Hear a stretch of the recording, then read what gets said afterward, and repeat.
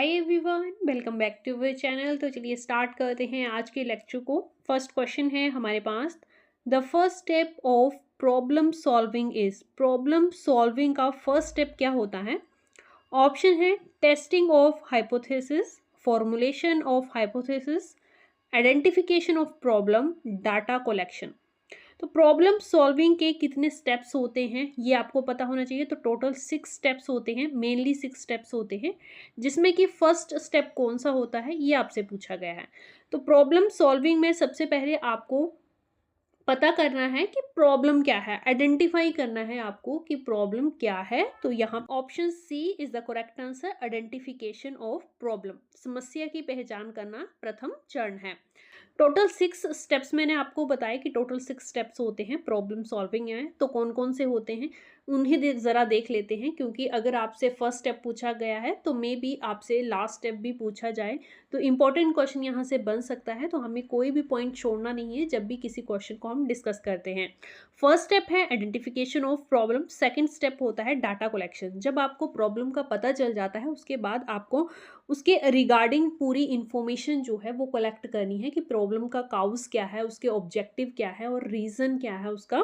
तो data collection जो है वो सेकंड स्टेप होता है।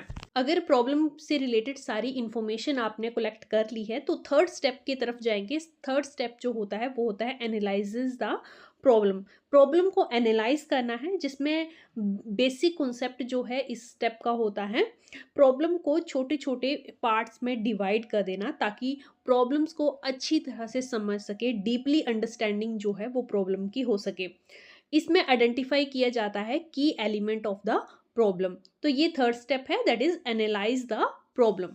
नेक्स्ट जो फोर्थ स्टेप्स होता है जनरेट अल्टरनेटिव सोल्यूशन। अब प्रॉब्लम हमें पता चल गई, उसकी डीप अंडरस्टैंडिंग भी हो गई है, तो अब हमें उसके सोल्यूशन ढूंढने हैं। जनरेट अल्टरनेटिव सोल्यूशन मीन्स हमें उसके बहुत सारे सोल्यूशन जो हैं वो फाइंड आउट करने हैं, और इस प्रोसेस में जो है वो ब्रेनस्टॉर्मिंग और एक्सप्लोर किए जाते हैं डिफरेंट आइडियाज़। अगर फिफ्थ स्टेप की बात करें तो फिफ्थ स्टेप में जो है बेस्ट सोल्यूशन जो है वो सिलेक्ट किया जाता है after evaluating the all solution. सारे सोल्यूशन जितने भी हमारे पास आए हैं, डिफरेंट सोल्यूशन हमने फाइंड आउट किए, उसके बाद उन्हें इवेलुएट किया, जो बेस्ट सोल्यूशन लगेगा उसे जो है वो सिलेक्ट करना है प्रॉब्लम के लिए। लास्ट एंड जो सिक्स्थ स्टेप है वो है इम्प्लीमेंटेशन ऑफ सोल्यूशन। सोल्यूशन हमें पता चल गया, प्रॉब्लम का बेस्ट सोल्यूशन हमने पिकअप कर लिया है, अब उसे इम्प्लीमेंट करना है और साथ में ही हमने रिजल्ट को भी इवेलुएट करना है। तो लास्ट स्टेप जो है वो है implementation of solution and evaluate the result. तो ये टोटल 6 स्टेप्स होते हैं प्रॉब्लम सॉल्विंग में। इस तरह से एक और क्वेश्चन यहाँ से रिलेटेड बनता है, what are the methods techniques for problem solving. तो उसके बारे में हम जब भी रिलेटेड क्वेश्चन आएगा तो बात करेंगे। बट हाल ही में स्टेप्स की बात हुई थी, तो मेन 6 स्टेप्स होते हैं और उनके रिगार्डिंग मैंने आपको सारी इन्फॉर्मेशन जितनी हो सकती थी वो प्रोवाइड करवा दी है। चलिए नेक्स्ट क्वेश्चन देखते हैं। नेक्स्ट क्वेश्चन है human development starts from. Development की बात की है कि मानव का विकास जो है वो कब से आरंभ होता है? Early childhood, later childhood, infancy, conception. यहाँ पे डी ऑप्शन जो है वो सही होगा। डेवलपमेंट जो है ह्यूमन की कंसेप्शन से ही स्टार्ट हो जाती है, जब गर्भ धारण होता है उसी समय से शिशु का विकास जो है वो शुरू हो जाता है। Next question, adolescence is the period of great stress, strain, storms and strikes is the statement of। किशोर अवस्था को बड़े संघर्ष, तनाव, हमला और विरोध की अवस्था किसने कहा है? ये स्टेटमेंट जो है वो दी गई थी स्टेनली हॉल के द्वारा। तो यहाँ पे डी ऑप्शन सही आंसर है। किशोर अवस्था जो है वो किस एज को कहते हैं? 11 to 18 ईयर की एज को जो है वो किशोर अवस्था कहा जाता है। जो डेवलपमेंट के अलग अलग स्टेजेस हैं वहाँ पे हम डिस्कस करते हैं एजेस के बारे में कि चाइल्डहुड कब होता है, early childhood, middle childhood, later childhood, adolescence, adulthood. इन सभी स्टेजेस के बारे में हम बात करते हैं जब डेवलपमेंट की स्टेजेस के बारे में बात हो रही हो।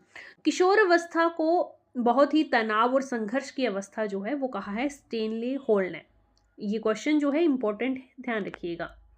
अगला प्रश्न है total time taken in Indian model of micro teaching is.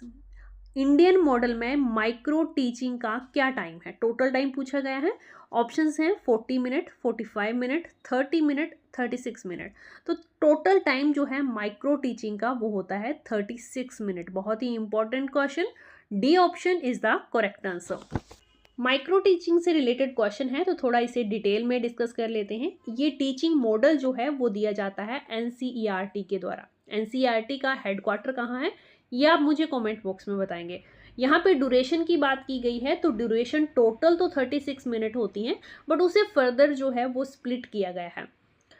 Total steps जो हैं वो 6 स्टेप्स होते हैं माइक्रो टीचिंग के, और हर स्टेप्स के लिए अलग अलग टाइमिंग जो है वो फिक्स की गई है।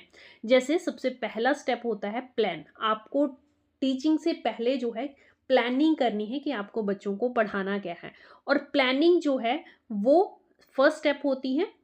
टीचिंग सेकंड स्टेप है, और टाइमिंग जो है वो यहाँ से स्टार्ट होती है। टीचिंग के लिए दिए जाते हैं 6 मिनट।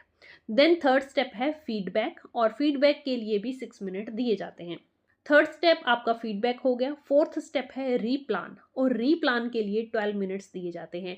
यही एक स्टेप है जिसमें 12 मिनट्स दिए जाते हैं माइक्रो टीचिंग में, जबकि बाकी सभी जो स्टेप्स हैं उन सभी स्टेप्स में 606 मिनट ही दिए जाते हैं। जैसे रीटीच, रीप्लान के बाद क्या आता है रीटीच, तो उसके लिए भी 6 मिनट दिए जाते हैं। और लास्ट स्टेप्स हैं री फीडबैक, अगेन फीडबैक जो है वो ली जाती है, तो उसके लिए भी अगेन 6 मिनट दिए जाते हैं। तो टोटल अगर इन सभी का करें तो टोटल 36 मिनट होंगे। आपको ध्यान रखना है कि टोटल 5 स्टेप्स को ही टाइमिंग दी जाती है। जो हमारा फर्स्ट स्टेप है प्लान, उसके लिए टाइमिंग जो है माइक्रो टीचिंग में नहीं होती। प्लानिंग जो है वो आपको टीचिंग प्रोसेस से, माइक्रो टीचिंग प्रोसेस से पहले ही करनी होती है, जो फर्स्ट स्टेप है। तो स्टेप्स कितने हैं टोटल? 6 स्टेप्स हैं, बट माइक्रो टीचिंग की टाइमिंग जो है वो डिवाइड हुई है 5 स्टेप्स में। टीच, फीडबैक, रीप्लान, रीटीच एंड रीफीडबैक, और टोटल टाइमिंग इनको मिला के हो जाती है 36 मिनट। चलिए अगला प्रश्न देखो। नेक्स्ट क्वेश्चन है, if a teacher finds A problematic child in the class what should he does. अगर कक्षा में शिक्षक जो है एक समस्यात्मक बालक को पाता है तो उसे क्या करना चाहिए? ऑप्शंस हैं, बच्चे को नज़रअंदाज कर देना चाहिए, बच्चे को दंड देना चाहिए, तत्काल उसे घर भेज देना चाहिए, या डी ऑप्शन है बच्चे को परामर्श देना चाहिए। तो यहाँ पे सही आंसर होगा ऑप्शन डी, बच्चे को परामर्श देना चाहिए। अगर टीचर को ऐसा लगता है कि उसने अपनी क्लास में एक समस्यात्मक बालक पाया है तो उसे काउंसलिंग देनी चाहिए, और यही जो है बेस्ट सोल्यूशन है उस बालक का। नेक्स्ट क्वेश्चन देखिए। Co-curricular activities are mostly related to. जो को करिकुलर एक्टिविटीज़ होती हैं वो किससे रिलेटेड होती हैं? ऑप्शंस हैं professional development of students, mental development of students, development of educational institutes, या फिर डी ऑप्शन है ऑलराउंड डेवलपमेंट ऑफ स्टूडेंट्स। को करिकुलर एक्टिविटीज़ जो हैं वो बच्चों की ऑलराउंड डेवलपमेंट के लिए करवाई जाती हैं, तो यहाँ पे डी ऑप्शन सही होगा। बच्चों का सर्वांगीण विकास हो इसीलिए ये एक्टिविटीज़ जो हैं ये क्रियाएं करवाई जाती हैं, और इनका मोस्टली जो संबंध होता है वो बच्चों के ऑलराउंड डेवलपमेंट से होता है। नेक्स्ट क्वेश्चन है, निम्न में से किसने अधिगम सिद्धांत का प्रतिपादन नहीं किया? आपको बताना है कि इन 4 ऑप्शंस में से किस साइकोलॉजिस्ट ने जो है वो लर्निंग की थ्योरी नहीं दी है। फर्स्ट है Thorndike, Kohler, B S Bloom, Skinner. तो थॉर्नडाइक के द्वारा लर्निंग की थ्योरी दी गई थी, law of effect, law of learning, trial and error theory, ये सभी थ्योरीज जो हैं वो थॉर्नडाइक ने दी हैं, तो ये ऑप्शन तो गलत हो जाता है। कोहलर के द्वारा कौन सी थ्योरी दी गई थी? कोहलर ने इनसाइट लर्निंग थ्योरी दी है, तो कोहलर ने भी लर्निंग की थ्योरी दी है, तो ये भी ऑप्शन में नहीं होगा। बीएस ब्लूम की बात करें तो इनके द्वारा जो है वो थ्योरी दी गई है ब्लूम्स टेक्सोनोमी।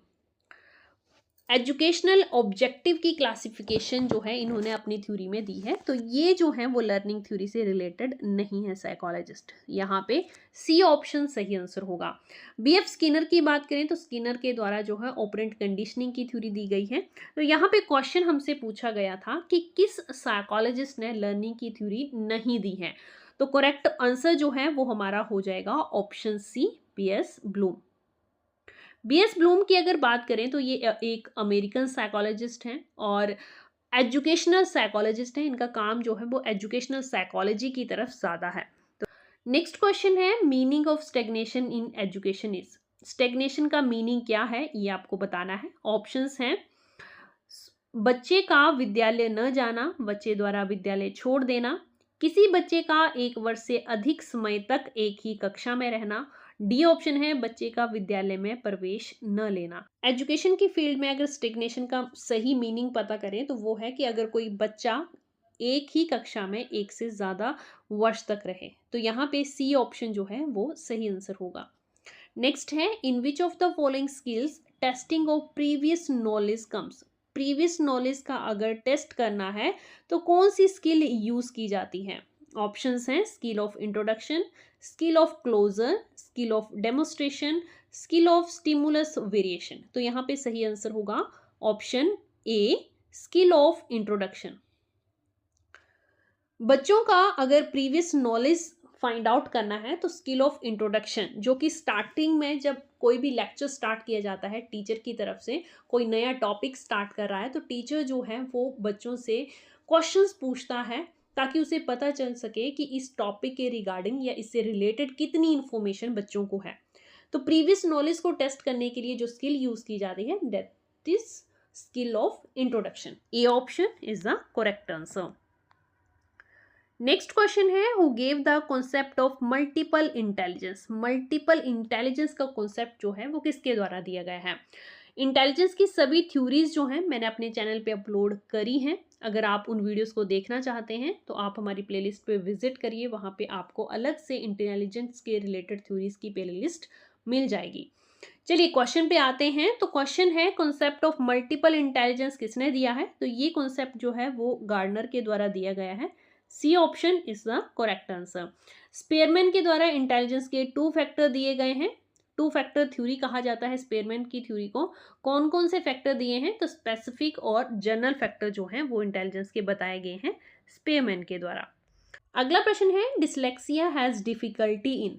डिसलेक्सिया जो है एक लर्निंग डिसेबिलिटी है। पहले तो ये पॉइंट याद रखना है आपको, डिसलेक्सिया जो है एक लर्निंग डिसेबिलिटी है। आपको बताना है कि जब डिसलेक्सिया जो है कोई डिसेबिलिटी पर्सन को है तो उसको किस चीज़ में कठिनाई आती है। Expressing, standing, speaking, reading. जैसे मैंने पहले ही बताया कि ये एक लर्निंग डिसेबिलिटी है तो फर्स्ट एंड सेकंड ऑप्शन तो कैंसिल आउट हो जाता है। एक्सप्रेसिंग एंड स्टैंडिंग ये लर्निंग डिसेबिलिटी नहीं है। तो अब किस चीज़ में प्रॉब्लम आती है पर्सन को, स्पीकिंग में या रीडिंग में। तो यहाँ पे रीडिंग जो है वो सही आंसर होगा। डिसलेक्सिया जो है वो रिलेटेड है रीडिंग से। अगर किसी पर्सन को डिसलेक्सिया है तो उसे रीडिंग में प्रॉब्लम आएगी। D option is the correct answer. Next है which of the following is not the role of a teacher in an inclusive classroom. Inclusive classroom means सभी प्रकार के बच्चे जो हैं, सभी तरह के बच्चे एक ही क्लासरूम में पढ़ाई कर रहे हैं। Gifted child, special child, normal child, वो सभी चाइल्ड्स जो हैं वो एक साथ पढ़ाई कर रहे हैं, उसे कहेंगे इंक्लूसिव क्लासरूम। अब इंक्लूसिव क्लासरूम में टीचर का रोल क्या नहीं है। ऑप्शंस हैं teacher should encourage the child, तो ये तो रोल जो है वो टीचर का होता है, इनकरेज करना चाहिए। Next teacher should devote extra time to teach learning disabled, ये भी रोल जो है वो टीचर का है। एक्स्ट्रा लर्निंग के लिए अगर टाइम बच्चे को चाहिए तो वो टीचर को देना चाहिए, ये रोल टीचर का बनता है इंक्लूसिव क्लासरूम में। नेक्स्ट पॉइंट है make adequate seating arrangement according to the requirement of the child. बच्चे के अकॉर्डिंग उसके लिए एडुकेट सीटिंग अरेंजमेंट करना ये भी टीचर की रिस्पॉन्सिबिलिटी होती है। नेक्स्ट है जिसमें teacher should not pay attention to differently abled child, तो ये जो है वो टीचर का रोल नहीं होता है। टीचर को जो है वो हर स्टूडेंट्स पे अटेंशन पे करनी होती है। यहाँ पे कहा गया है कि टीचर को ध्यान देना नहीं चाहिए। कोई अगर निशक्त बच्चा उस क्लासरूम में है तो बच्चे पर ध्यान जो है शिक्षक नहीं देगा, तो ये रोल टीचर का नहीं है। इंक्लूसिव क्लासरूम है तो बच्चे, हर प्रकार के बच्चे पर ध्यान देना शिक्षक का रोल होता है। तो डी ऑप्शन जो है यहाँ पे सही आंसर होगा। इंक्लूसिव क्लासरूम में टीचर का ये रोल नहीं है। नेक्स्ट क्वेश्चन है बच्चों की वृद्धि मुख्यतः संबंधित होती है। Growth of a child is mainly related to, बच्चों की ग्रोथ जो है वो किससे रिलेटेड होती है। Social development, emotional development, moral development, physical development. तो यहाँ पे सही आंसर होगा option D, physical development. Growth जो है वो रिलेटेड है फिजिकल डेवलपमेंट से। कब से स्टार्ट होती है ग्रोथ? ग्रोथ जो है वो बर्थ से स्टार्ट होती है और एडोलसेंस तक जो है वो रहती है। ग्रोथ की अगर बात करें तो ग्रोथ जो है वो क्वांटिटेटिव प्रोसेस होता है। मींस इसकी मेजरमेंट की जा सकती है। हाइट में इंक्रीज, वेट में इंक्रीज, साइज में इंक्रीज अगर पर्सन कर रहा है, बच्चा कर रहा है, तो उसे कहा जाता है कि ग्रोथ पर बच्चे की हो रही है। तो ग्रोथ जो है वो फिजिकल डेवलपमेंट से रिलेटेड होता है। बायोलॉजिकल प्रोसेस भी इसे कहते हैं। नेक्स्ट है learning is any change in behaviour resulting from behaviour. व्यवहार के कारण व्यवहार में परिवर्तन ही अधिगम है। ये किसके द्वारा कहा गया था? तो ये स्टेटमेंट जो है वो गिलफर्ड के द्वारा दी गई थी। ए ऑप्शन जो है इस क्वेश्चन का सही आंसर है। आप मुझे कमेंट बॉक्स में ये बताइए कि गिलफर्ड ने इंटेलिजेंस से रिलेटेड कौन सी थ्योरी दी है। कमेंट बॉक्स में आंसर जरूर दीजिएगा। आपकी इससे एक्टिव पार्टिसिपेशन होगी वीडियो में, आपकी भी नॉलेज बढ़ेगी और कमेंट सेक्शन में अगर आप कमेंट करेंगे तो यहाँ से आपकी पार्टिसिपेशन इन्वॉल्वमेंट हमें भी पता चलेगी। तो अगर वीडियो पसंद आई हो तो लाइक ज़रूर कर दें। Thanks for watching.